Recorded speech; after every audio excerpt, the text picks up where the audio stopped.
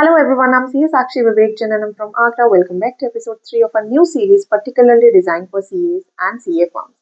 DPDP, Failure That May Collapse Your CA Firm. So today in this video, we'll learn DPDP violation and practical controls with respect to client data inside your CA firm. But before that, please note DPDP violation depends on just one thing, that is violation of consent. And consent talks about just three things. What kind of data you are asking from the clients, for what purpose, and for how long, means retention period. And it should be free, unambiguous, informed, and most importantly, withdrawable at any point of time.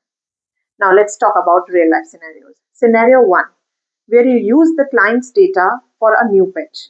Suppose you did GST filing or an audit of client A, and later based on its turnover, margins, ITC patterns, vendor list, or any compliance gap, you're pitching for a new service. Say, for example, you pitch for tax planning service. Generally, as chartered accountants, we do this. Using client data for business development feels normal to CAs. But this is now illegal under DPDP because you are violating purpose limitation.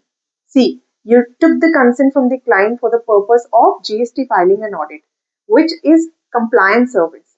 But you use the same data for pitching advisory service, that is tax planning. The purpose is not a general extension of the earlier one, but it's a complete new purpose, and you did it without taking consent from the client.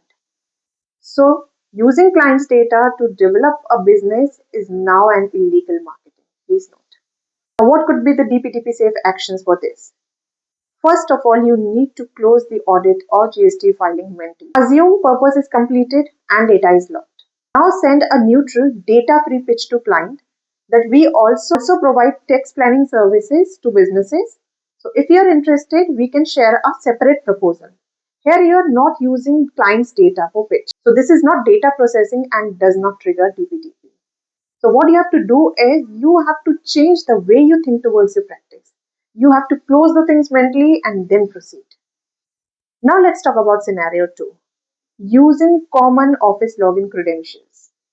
Generally in CA offices, we use one tele login, one income tax utility login, one cloud drive password, which is shared across staff.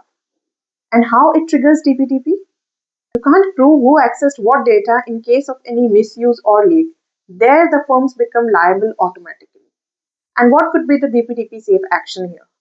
There should be a unique login for every staff member. There should be role-based access to client data and immediate access revocation when staff exits.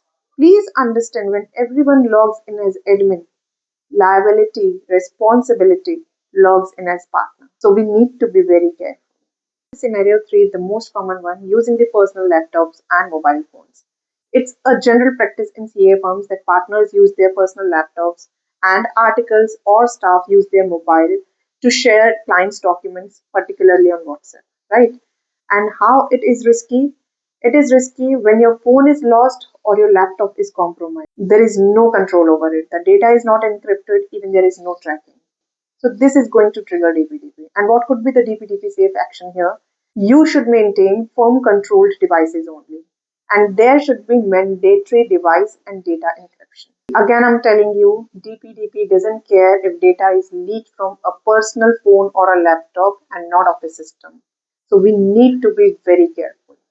Okay, now let's talk about scenario 4. Blind trust in vendors and cloud tools.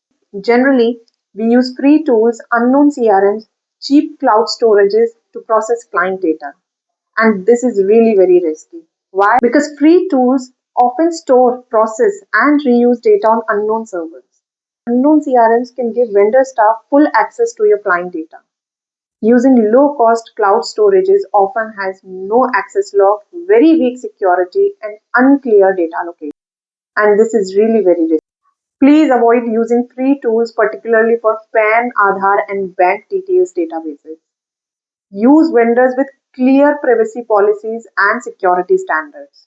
Always sign a data protection agreement, DPA, wherever possible.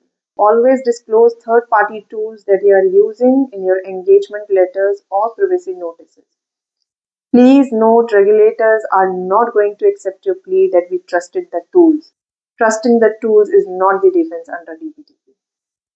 So these are some of the scenarios that we just talked about. There can be n number of scenarios that can put your firm at risk. Please be careful, please be safe, and this is all about today. If you like this video and if you feel the urgency to know DPDP in detail, stay tuned and wait for episode number 4. Thank you so much.